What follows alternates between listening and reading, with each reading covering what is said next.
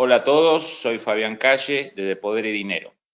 El día de hoy vamos a abordar el tema que más está en agenda. Hasta hace pocas semanas, los que nos dedicamos a los temas de seguridad internacional y defensa, básicamente hablábamos, mirábamos, leíamos y nos consultaban sobre la guerra en Ucrania, la invasión rusa en Ucrania. A partir de hace 3 sábados, hace 21 días ya, se produjo el ataque terrorista, masivo ataque terrorista de la organización terrorista Hamas o Resistencia Islámica al Estado de Israel, provocando hasta el día de hoy 1.400 muertos israelíes, más de 200 secuestrados o rehenes y 5.000 heridos de diversa gravedad. También las cifras de palestinos en Gaza seguramente es masiva, pero están filtradas por la propaganda de Hamas. Por lo tanto, saber cuál es la cifra exacta es muy difícil. Sabemos que las organizaciones terroristas, y especialmente estructuras como la de Hamas, la población civil es un instrumento más en la propaganda. En esa propaganda a veces se distorsiona sustancialmente la realidad.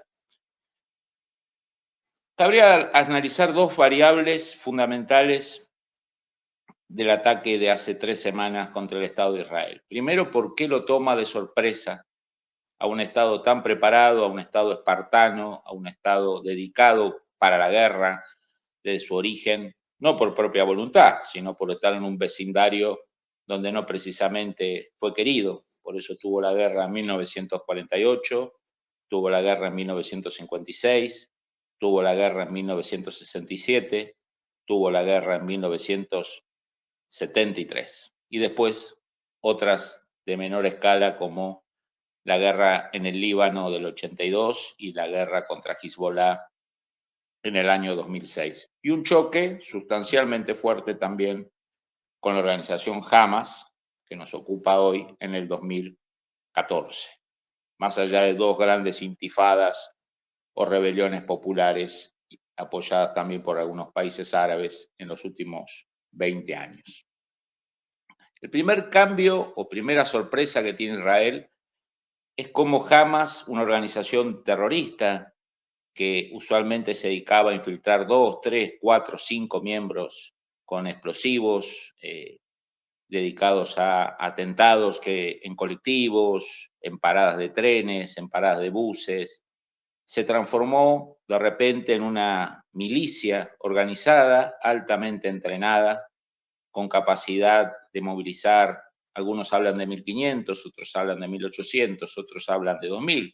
Básicamente, en términos militares, una brigada, 2.000 hombres, por aire, por mar y por tierra, para operar contra el sur del Estado de Israel, usando parapentes, usando botes neumáticos, usando topadoras, usando camionetas, usando motos, y esperando un aniversario muy clave, ¿no? La fiesta de Yom Kippur, un Shabbat, 50 aniversario del ataque sorpresa de los Estados Árabes contra Israel en el 73, y una fiesta que se hacía periódicamente, especialmente en la fiesta de Yom Kippur, con más de 4.000 jóvenes israelíes a pocos kilómetros de la frontera.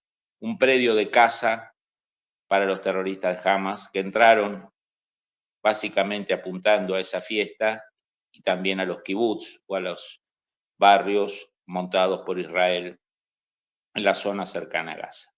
Solo en esa fiesta mataron a más de 260 jóvenes, hirieron a otros 1.000, ¿no? Por lo tanto, esa fiesta estuvo desde el principio en su planeamiento. Entonces, el primer cambio, el paso de una organización terrorista que usualmente se limitaba a hacer ataques puntuales, conmocionantes, pero con escasa cantidad de hombres y básicamente usando explosivos o atentados con ametralladoras, matando 3, 4, 10 israelíes en algún lugar donde se concentraban, a una organización armada, algo que se esperaba más de Hezbollah en el norte, la organización chiita libanesa, también dirigida por el Estado iraní. El segundo cambio es la ostentación del terror.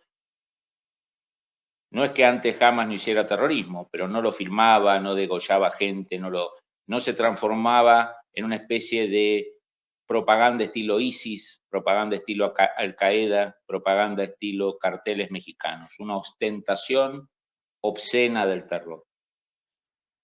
Básicamente, ¿por qué se produce este fenómeno?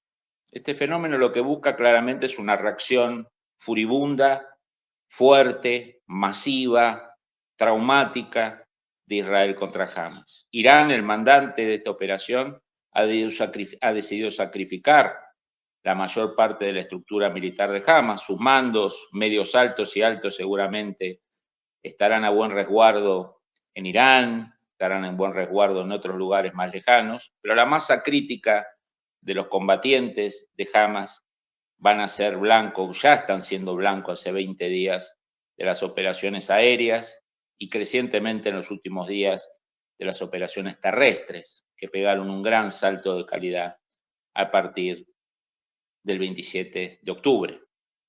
Y todo indica que va a seguir aumentando. La clave en la lucha contra el terrorismo es evitar hacer lo que el terrorista quiere que uno haga cuando hace el ataque, ¿no? Eso es lo que no hizo Estados Unidos después del 11 de septiembre. Estados Unidos hizo exactamente lo que Bin Laden y Al-Qaeda quería que hiciera. Una cruzada, invasiones, tipo cambio de régimen, state building, conmocionar el Medio Oriente, pelearse con aliados europeos, descuidar el frente del Pacífico con China, asustar a Rusia con la cercanía de Estados Unidos en las zonas del Cáucaso. Estados Unidos hizo exactamente lo que Al-Qaeda esperaba. Y eso costó 3 trillones de dólares a Estados Unidos, miles de muertos, prestigios, y hoy, 20 años después, tenemos a los talibanes nuevamente en el poder en Afganistán y a Irán teniendo un gran poder sobre su histórico rival Irak, que muchas veces fue usado por Estados Unidos y otras potencias para contener el poder iraní. Pero en este caso el Estado de Israel tiene un gran dilema. No reaccionar sería romper la capacidad de disuasión. Reaccionar de manera puntual, como si no hubiera pasado nada, generaría una gran resistencia en una población que en un 80% quiere una incursión masiva y quiere el fin de Hamas.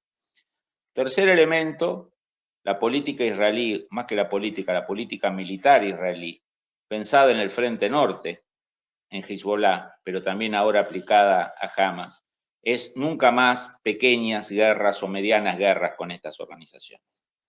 Después del 2006, Israel se decidió que la próxima guerra con Hezbollah era la última guerra con Hezbollah, que se iba a ir hasta el fondo, costase lo que costase. Esta doctrina se traslada ahora al Frente Sur con Hamas. Obviamente Irán ha obtenido un gran resultado, porque Israel está atrapado. Si no reacciona, pierde el prestigio, su capacidad de disuasión, su sentido de invulnerabilidad, transmite debilidad.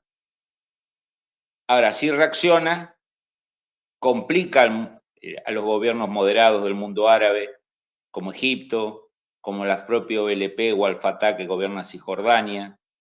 Se produce agitación en los países europeos, en la izquierda americana, la izquierda usualmente bastante antisemita y anti-israelí que está proliferando en Occidente, especialmente en Europa y en algunos ámbitos de clases medias altas de los Estados Unidos. Entonces, la situación de Israel es sumamente compleja y no tiene mucho escape de esta situación. Haga lo que haga, va a tener un costo. Ahora, Estados Unidos, su gran aliado desde 1961, es un actor que tiene intereses globales. El único conflicto que tiene no es Israel y el Medio Oriente. Estados Unidos está comprometido hace 2 años con sus aliados en ayudar a Ucrania. Estados Unidos tiene un competidor estratégico a nivel global en Asia-Pacífico.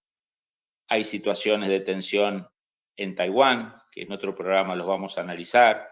O sea, Estados Unidos está en un amplio mapa, Israel está solo en su mapa regional. Estados Unidos tiene que mirar otros mapas regionales y una competencia estratégica con China y una guerra que todavía se está desarrollando en Ucrania. Por eso Estados Unidos apoya masivamente, económicamente, con armamento, con tecnología, con respaldo en las Naciones Unidas, con declaraciones públicas, pero al mismo tiempo no quiere que ese conflicto escale. Que no escale ¿dónde? En la frontera norte, donde se abriría un frente aún más violento y masivo, dado que Hezbollah es en cantidad de hombres 4, 5, 6 veces más que Hamas y en cantidad de armamento 10 veces más, 8 veces más, si uno cuenta la cantidad estimada de misiles antitanques, de lanzacohetes y de otros vectores que tiene. A lo que se podrían sumar agresiones de milicias proiraníes desde Siria, las agresiones que ya ha sufrido Israel de milicias hutis desde Yemen atacando a Israel con 19 o más misiles cruceros desde el sur, o sea, atacando la zona sur de Israel, en su mayoría interceptados, en algunos casos por Arabia Saudita, por Estados Unidos y por el propio Israel. Por lo tanto, todos parecen tener interés en dejar este conflicto en el nivel 1, que el foco sea en Gaza, con el riesgo de que pase al nivel 2, Líbano y Siria, y eventualmente que pase al nivel 3, donde haya alguna decisión de Israel o de Irán. Parece poco probable el caso de Irán, que Irán decida utilizar su propia fuerza para provocar algún incidente con Israel. Ese segundo escenario dejaría abierto al tercer escenario y ahí entraríamos en una dinámica internacional de consecuencias imprevisibles a nivel de energía, eventualmente una Rusia que se declare protectora de Irán en el caso que Estados Unidos intervenga contra Irán a favor de Israel, y estaríamos en una situación semejante a la del 73, cuando la Unión Soviética sale como garante de la seguridad de Egipto, cuando Israel está por destruir su ejército en el Sinaí, y la Unión Soviética le advierte a Estados Unidos y a Israel que no destruya el ejército egipcio, porque si no habrá consecuencias militares con la Unión Soviética, y Estados Unidos sale en defensa de Israel, y Henry Kissinger y la diplomacia americana tuvieron días de muchísima tensión, evitando una de las grandes crisis entre los Estados Unidos y la Unión Soviética, además de la famosa de la crisis de los misiles de 1962. Pero esto es un tema que recién empieza, seguramente lo seguiremos abordando desde Poder y Dinero. Que Dios lo bendiga, nos vemos en el próximo programa.